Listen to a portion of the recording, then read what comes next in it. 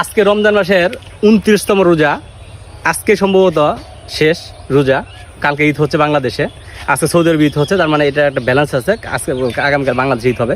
এর রমজান মাসটা হচ্ছে সংযম মাস। আমি যতটুকু দেখছি 12 অন্য 11 মাসের তুলনায় এই মাসটা অনেকটা সংযমই ছিল, অর্থাৎ আমাদের হাদিসে আছে শয়তান বন্দি থাকে, অনেকটাই বন্দি ছিল। এবং এইরকম পরিবেশ সারা বছরই হোক এই প্রত্যাশা করি। আর ঈদটা কালকে সবার জন্য ঈদের শুভেচ্ছা রইল, ঈদ ভালো কাটুক, সবার প্রতি ঈদের শুভেচ্ছা রইল।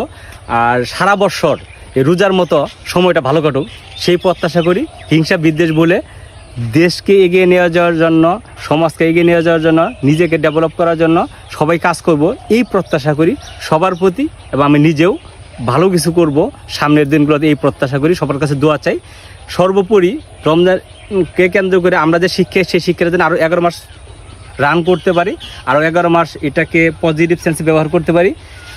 আমি সহ সবার প্রতি অনুরোধ রইল, সবাই অন্য সময়ের তুলনায় যাতে আরও ভালো যায় এই সামনের মাসগুলা।